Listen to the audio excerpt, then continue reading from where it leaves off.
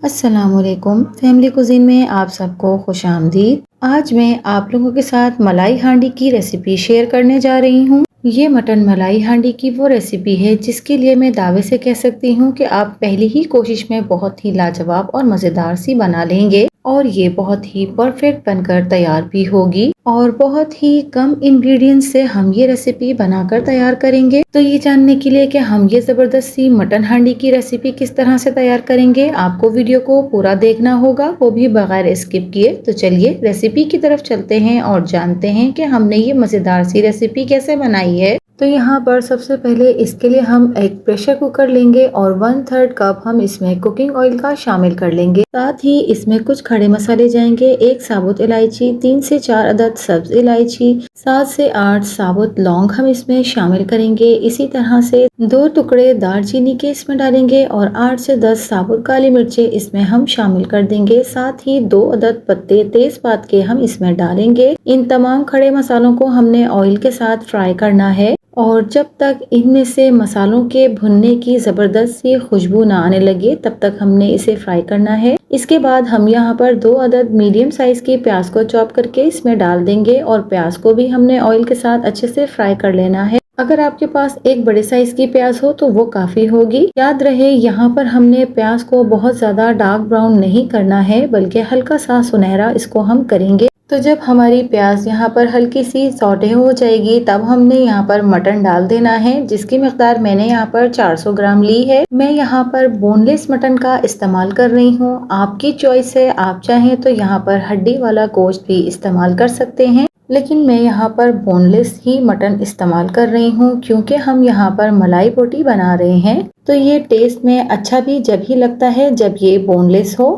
आप इस रेसिपी को बीफ में भी बना सकते हैं, उसमें भी इसका बहुत ज़बरदस्त सा टेस्ट आएगा। तो यहाँ पर हम गोश्त का कलर जब चेंज हो जाएगा तो 1 टेबल स्पून लहसुन और 1 टेबल स्पून अदरक का पेस्ट डालकर इसे भी 2 से 3 मिनट तक हमने मटन के साथ फ्राई कर लेना है ताकि इसका कच्चापन अच्छे से दूर हो जाए। ये बहुत ही सॉफ्ट, मज़ेदार और टेस्टी हमारी मटन मलाई बोटी बनकर तैयार होगी। आपने इसे ज़रूर ट्राई करना है।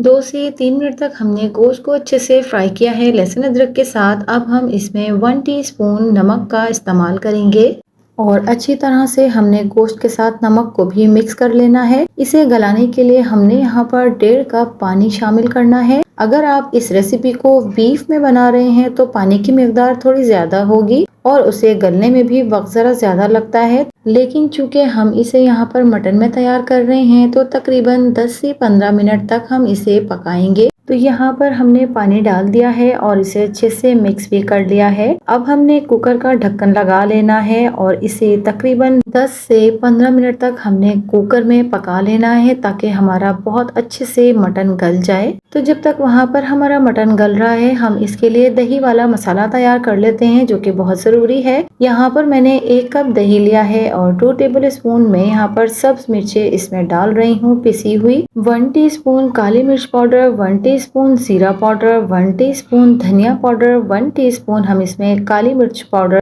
शामिल कर देंगे और इन तमाम मसालों के साथ हमने दही को अच्छी तरह से मिक्स कर लेना है। ये बहुत ही बेहतरीन सा हमारा दही वाला मिक्सचर मलाई बोटी के लिए तैयार हो चुका है। तो जब तक यहाँ पर हम इसे मिक्स कर रहे हैं, अगर आप मेरे चैनल पर नए हैं और अगर आपने मेरे चैनल को सब्सक्राइब नहीं किया है तो मेरे चैनल को सब्सक्राइब कर लीजिए, पास में लगे बेल आइकन को भी जरूर दबा दीजिए, इससे मेरी वीडियोस के नोटिफिकेशंस आपको सबसे पहले फ्री में देखने मिलेंगे। तो यहाँ पर हमने अच्छे से दही में मसालों को मिक्स कर लिया है और इतनी देर में हमारे 10 मिनट भी कंप्लीट हो चुके हैं। अब हमने इसकी तमाम गैस को पहले आराम से निकाल लेना है, उसके बाद हम इसका ढक्कन खोलेंगे। तो आप देख सकते हैं कि यहाँ पर हमारा गोश्त बहुत अच्छे से गल चुका होगा और इसमें अभी कुछ आपको पानी दिख रहा है। तो आगे चलकर हमने क्या करना है कि हमने इस पानी को खुश्क करना है। तो इसके लिए अब हम बर्तन को चेंज करेंगे और ज़रा खुले बर्तन में हम इसे ट्रांसफ़र कर लेंगे। तो मैंने यहाँ पर इसे कढ़ाई में डाला है और फ्लेम को हाई करके अब हमने इसे भूनना है और इसके तमाम एक्स्ट्रा पानी को खुश्क कर लेना है। जैसा कि आप देख ही रहे होंगे कि कितनी आसान सी रेसिपी है और ये बहुत ही मज़ेदार ज़बरदस्त सी हमारी मटन मलाई बोटी बनकर तैयार होगी। तो यहाँ पर मैंने तकरीबन 5 से 10 मिनट तक इसे हाई फ्लेम पर भूना है। तो यहाँ इसका पानी तकरीबन खुश्क हो चुका है और ये भुनने लगा है। तो अब हमने इस स्टेज पर जो दही वाला हरा मसाला तैयार करके रखा था वो हमने इसमें डाल देना है और अब हमने इस मसाले को भी अच्छे से भूनना है। क्योंकि हमने हरे मसाले में दही का इस्तेमाल किया था तो वो भी अपना पानी थोड़ा सा छोड़ेगी। तो यहाँ पर हमारा मसाला अच्छे से भुन चुका है और आप देख सकते हैं ऑयल भी आ चुका है। तो अब हमने क्या करना है, बहुत ही मज़ेदार से टेस्ट के लिए हमने यहाँ पर नेस्ले क्रीम का इस्तेमाल करना है, वो हम इसमें शामिल कर देंगे।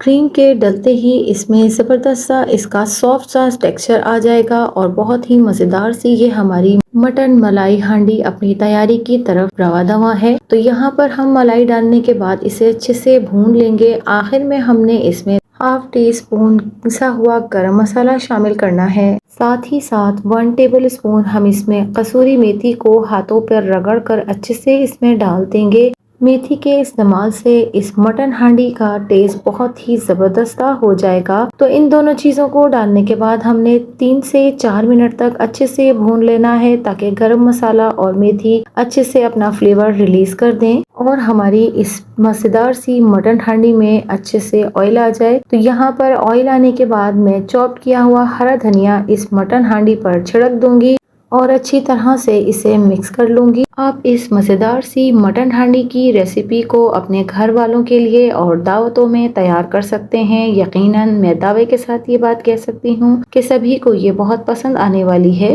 तो अब मैं इसे तकरीबन 3 मिनट तक बस ढककर पकाऊंगी ताकि बहुत अच्छे से मेथी, धनिया और गरम मसाले का फ्लेवर इसमें आ जाए और इसका खूबसूरत सा कलर भी हो जाए। तो आप देख सकते हैं कि यहाँ पर बेहतरीन सा ऑयल इसने छोड़ दिया है और बहुत ज़बरदस्त सा इसका कलर भी आ गया है। बहुत ज़्यादा देर हम इसे अब नहीं पकाएंगे ताकि इसका कलर ख़राब ना हो। मैं यहाँ पर आपको इसे प्लेट में सर्व करके भी दिखा रही हूँ। आप देख सकते हैं इसका सॉफ्ट और क्रीमी टेक्सचर, कितनी सॉफ्ट और क्रीमी सी ये ग्रेवी हमारी बनी है। और मैं आपको आगे चलकर इसकी बोटी को भी तोड़कर दिखाऊंगी कि किस तरीके से सॉफ्ट, नरम, मुलायम और गली हुई हमारी ये मटन मलाई बोटी बनकर तैयार हुई है। कुकर में पकाने का मकसद सिर्फ यही था कि इसे बहुत अच्छे से सॉफ्टली हम गला लें। बहुत ही ज़्यादा ये बोटी हमारी गली हुई होनी चाहिए, तभी इस मटन मलाई बोटी का टेस्ट आएगा। तो आप देख सकते हैं कि बहुत ही ज़बरदस्त सॉफ्टली हमारी मटन मलाई बोटी बनकर तैयार हो गई है। आप भी मेरी इस रेसिपी को ज़रूर ट्राई कीजिएगा और कमेंट्स के ज़रिए अपना फीडबैक भी ज़रूर दीजिएगा और मेरी इस रेसिपी को अपने फैमिली फ्रेंड्स में ज़्यादा से ज़्यादा शेयर भी ज़रूर कीजिएगा। तो अगर आपको मेरी वीडियोस और मेरी रेसिपीज पसंद आती हैं तो मेरे चैनल को लाइक, शेयर एंड सब्सक्राइब कीजिए। मिलती हूँ किसी नई वीडियो, नई रेसिपी के साथ। अल्लाह हाफिज़।